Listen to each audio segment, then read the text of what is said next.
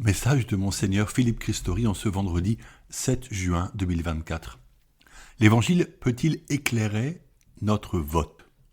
À la veille des élections européennes, mesurons-nous l'importance du Parlement européen sur notre vie courante ? Vivant de l'Évangile, nous constatons que les lois votées ne satisfont pas toujours nos attentes. Pourtant, il nous faut voter pour l'Europe. Et pourquoi pas nous engager en politique afin d'apporter à la communauté humaine nos talents et le fruit de notre travail. Rappelons que Jésus a condamné celui qui enterre son talent sans le faire fructifier.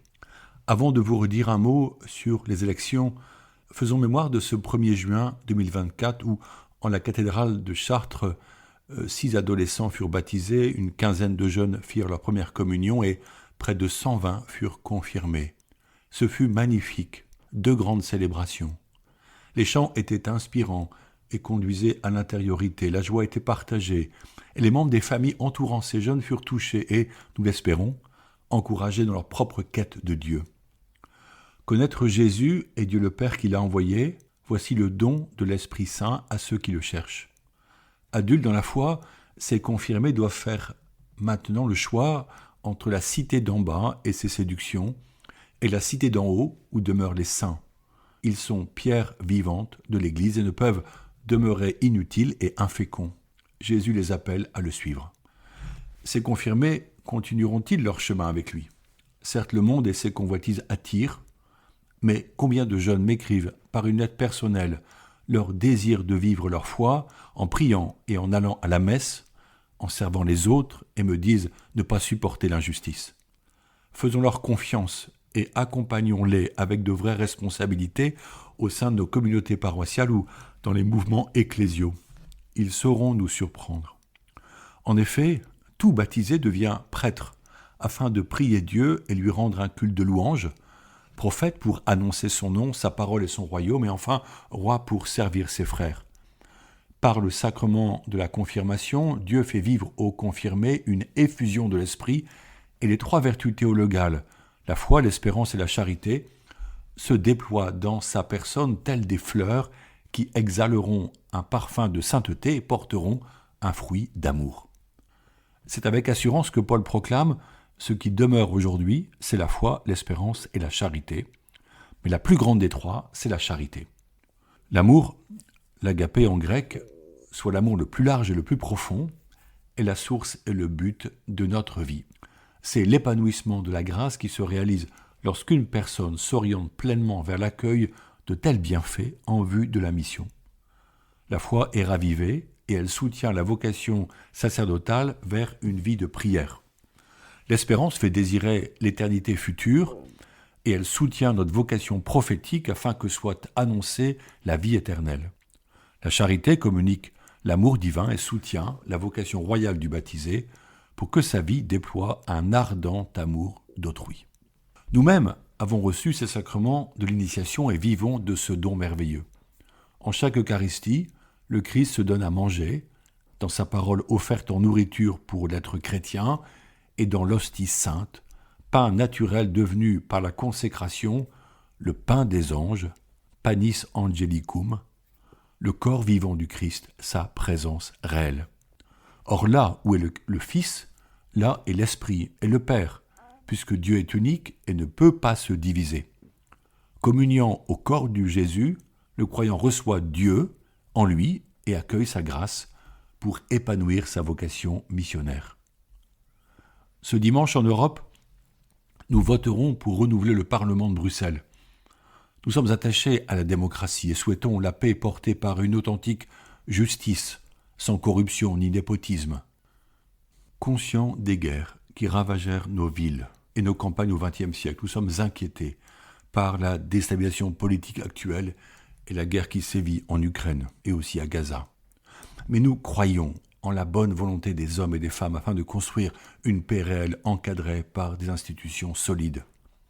Chacun votera selon ses idées en suivant sa conscience pour envisager comment les options politiques engageront notre continent vers le respect de toute personne et avant toute chose par l'attention aux plus fragiles, aux exclus et aux déracinés.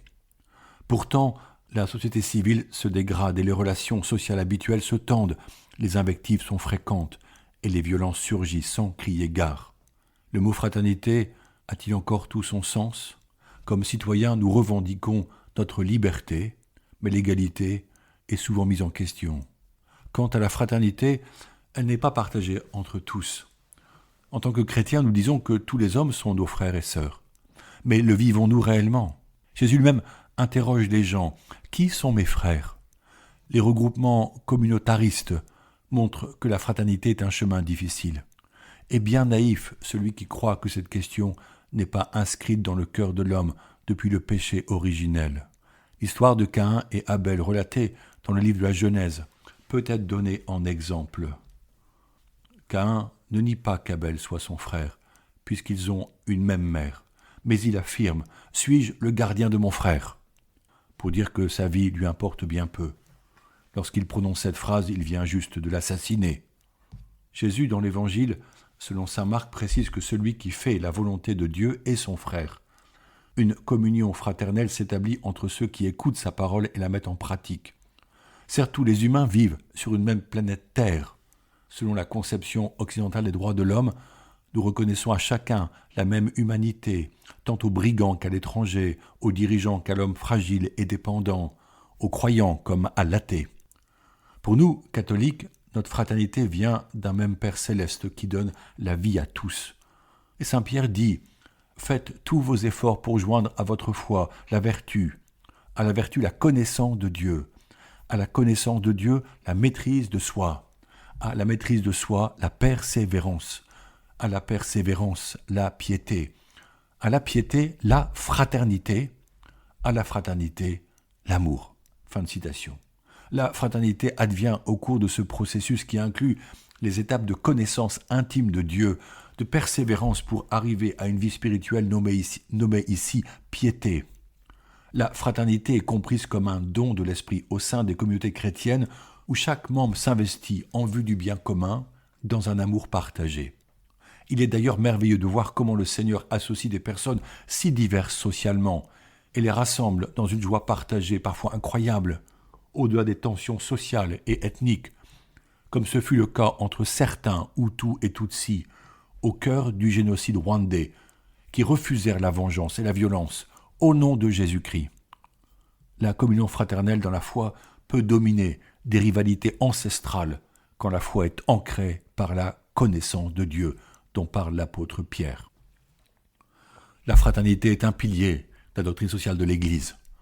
Plus que jamais, il y a urgence à ce que les catholiques connaissent la doctrine sociale de l'Église, qu'ils l'étudient, qu'ils s'en emparent dans les situations professionnelles qu'ils vivent. Jésus-Christ nous demande d'être le levain dans la pâte et le sel de la terre.